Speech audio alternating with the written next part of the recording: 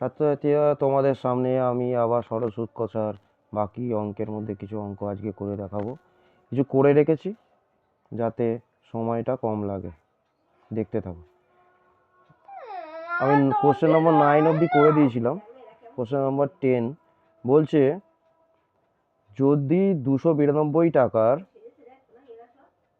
একদিনের সুদ 5 পয়সা হয়, তবে বার্ষিক শতকরা সরল সুদের হার হিসাব করে লিখি। আগে কোশ্চেনটাকে পড়বো।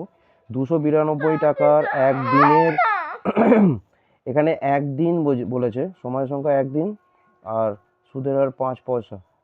আমরা তো টাকায় করি, অর্থাৎ পয়সাকে কনভার্ট করতে হবে। আমি অঙ্কটা করে রেখেছি, তোমাদের দেখাতে সুবিধা হবে। 292 টাকা, সময় হচ্ছে একদিন। একদিন মানে হচ্ছে, এর আগেও বলেছিলাম, যখন দিন সংখ্যা দেওয়া থাকবে তাকে 365 দিয়ে ভাগ করতে হবে। একদিন 1/365, যখন সুদ 5 পয়সা তাহলে 5/100 টাকা।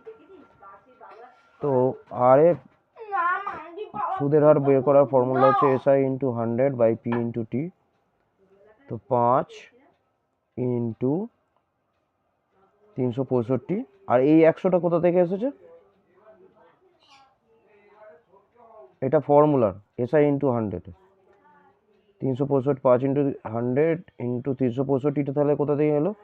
1/365 যে ছিল সেটা উল্টে গিয়ে নিচে 1 রয়ে গেছে আর ওপরে 365 হয়েছে।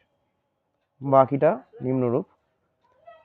এরপরে আমরা দেখতে পাচ্ছি এখানে কোনো কিছু কাটাকুটি যদি না করতে পারি, তা দুটোকে পরস্পর গুণ করে দিয়েছি। 5 আর 365 গুণ করে 1825 পেয়েছি। তাকে 292 দিয়ে ভাগ করেছি। ভাগ করার পরে দেখতে পাচ্ছি আমরা 6 দিয়ে গেছে, আর তার অবশেষ 73 রয়েছে। 73 দিয়ে আবার 292কে কাটা যায়, তাই আমি কেটেছি 4। তাহলে উত্তরটা দাঁড়ালো 6 পূর্ণ 1-এর 4। এটা অঙ্ক 10 নম্বর অঙ্ক। এবার আমি 13 নম্বর অঙ্কটা করেছি। কোনো মূলধন, প্রথম কোশ্চেনটা, কোনো মূলধন একই বার্ষিক শতকরা সরল সুদের হারে 7 বছরে সুদে আসলে 7,100 টাকা এবং 4 বছরে সুদে আসলে 6,200 টাকা হলে মূলধন ও বার্ষিক শতকরা সরল সুদের হার নির্ণয় করো। এই অঙ্কটা করার একটা প্রসেস আছে। এটা প্রথমে আমি যেটা বেশি বছরে দেবে আর যার সুদে আসলে টাকাটা বেশি থাকবে সেটাকে আগে লিখতে হয়। 7 বছরে সুদে আসলে টাকা 7,100 টাকা, 4 বছরে সুদে আসলে টাকা 6,200 টাকা। দুটোকে বিয়োগ করিয়েছি, বিয়োগ করলে পাবো 3 বছরে সুদে আসলে টাকা 900 টাকা। 3 বছর, এবার উপরের সংখ্যা দেখো, 7 বছরের সুদে আসলে 7,100, 4 বছরের 6,200। এই দুটোর মধ্যে আমরা যেটা খুশি নিতে পারি, 4 বছর বা 7 বছর। আমি 4 বছর ধরে করেছি। 4 বছরে প্রাপ্ত সুদের পরিমাণ হয়েছে, তাহলে যদি 3 বছরে 900 টাকা হয়, তাহলে 4 বছরে কত হবে? 4 ইন্টু 900 তলায় 3, এটা কাটাকুটি করে 1200 টাকা পেয়েছি। তাহলে 4 বছরে সুদের পরিমাণ 1200 টাকা। 4 বছরে তাহলে আসল কত হবে? 4 বছরে সুদে আসল তো 6,200 টাকা ছিল, তাহলে আসল হবে 6,200 মাইনাস 1200, 5,000 টাকা।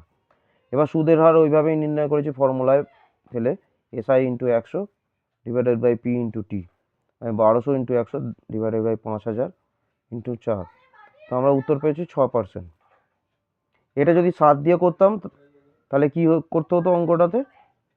তাহলে 7 বছরে প্রাপ্ত সুদের পরিমাণ আমরা বের করতাম। 3 বছরে যদি 900 টাকা হতো, 7 বছরে হতো, তাহলে 7 নং 63, 6,300 টাকা, এরকমভাবে বের করতে হতো। 6,300কে 3 দিয়ে ভাগ করলে আবার 2,100 টাকা আসতো। তার মানে 7,100 থেকে আবার 2,100 টাকা বাদ দিতাম, সেই ঘুরে ফিরে 5,000 টাকাই আসতো আসল টাকা। তো অঙ্কটাতে আমি 7 বছর বা 4 বছর যেটা খুশি ধরে পরে করতে পারি। এবার কোশ্চেন নম্বর আমি 14টাকে করেছি। একই সময় অমল রায় ব্যাংকে এবং পশুপতি ঘোষ পোস্ট অফিসে 2,000 টাকা জমা রাখেন। 3 বছর পর তারা সুদসহ যথাক্রমে 2,360 টাকা আর 2,480 টাকা ফেরত পান। ব্যাংক ও পোস্ট অফিসের বার্ষিক শতকরা সরল সুদের হারের অনুপাত বের করো। তো প্রথমে হচ্ছে, অমল রায় আর পশুপতি ঘোষ দুজন আলাদা ব্যক্তি। একজন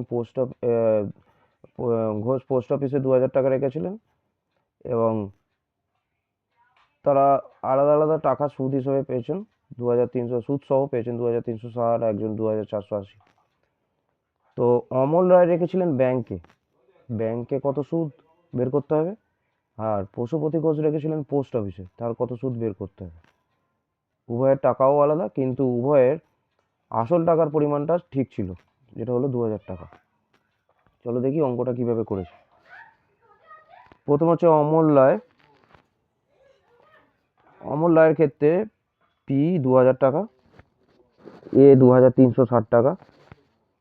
তো একটা ফর্মুলা, এ মানে হচ্ছে সুদ, সুদ আসলকে মেলালে এ বলা হয়, ইংরাজিতে অ্যামাউন্ট বলে। তো এসআই মানে হলো সরল সুদের পরিমাণ বের করার জন্য আমরা কি করেছি, অ্যামাউন্ট থেকে পি কে মাইনাস করেছি, 360 টাকা পেয়েছি।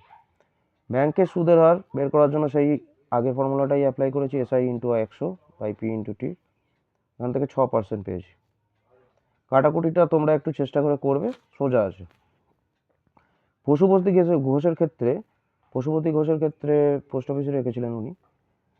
তার যে প্রদত্ত তথ্যগুলো দিয়েছিল সেগুলো লিখেছি। 2480 টাকা তার অ্যামাউন্ট ছিল, বা বিয়োগ করে 480 টাকা পেয়েছি। পোস্ট অফিসের সুদের হার বের করেছি আমি 8%। ব্যাংকের সুদ আর পোস্ট অফিসের সুদের অনুপাত বের করেছি 3:4। আশা করি তোমরা বুঝতে পেরেছো। এবার আমি পরের অঙ্কটাতে যাব। পরের অঙ্কটা আমি করা হয়নি, করব তোমাদের সামনে। প্রথমে কোশ্চেনটাকে পড়বো। আসলাম চাচা, আমি 16 নম্বর অঙ্কটাই করবো, কারণ হচ্ছে 15 নম্বর অঙ্কটা প্রায় একই, তোমরা নিজেরা চেষ্টা করবে। 16 নম্বর অঙ্কটা হচ্ছে, আসলাম চাচা কর্মক্ষেত্রে থেকে অবসর নেওয়ার সময় কত আছে, এটা একক, দশক, শতক, হাজার, অযুত, লক্ষ, মানে 1 লাখ টাকা পেলেন। ওই টাকার কিছুটা ব্যাংকে, বাকিটা পোস্ট অফিসে জমা রাখেন। প্রতি বছর সুদ বাবদ যদি 5400 টাকা পান, ব্যাংকের আর পোস্ট অফিসের বার্ষিক সরল সুদের হার যদি 5%, 6% হয়, তবে তিনি কোথায় কত টাকা রেখেছিলেন। এবার আমাদের বের করতে হবে, আলাদা করে বলেনি। তাই আসলাম চাচা কর্মক্ষেত্রে অবসর নেওয়ার পরে 1 লাখ টাকা পেয়েছিলেন। তো আসলাম চাচার, আমরা এবার যেখানটা করবো সেখান থেকে যাব। আসলাম চাচার মোট টাকা কত, 1 লাখ। একের পিছনে কটা শূন্য হবে, 5টা। এবার তিনি কিছুটা ব্যাংকে রেখেছিলেন, কিছুটা পোস্ট অফিসে রেখেছিলেন। ধরি তিনি ব্যাংকে x টাকা রেখেছেন,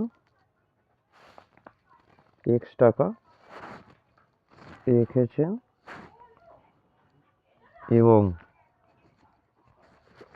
পোস্ট অফিসে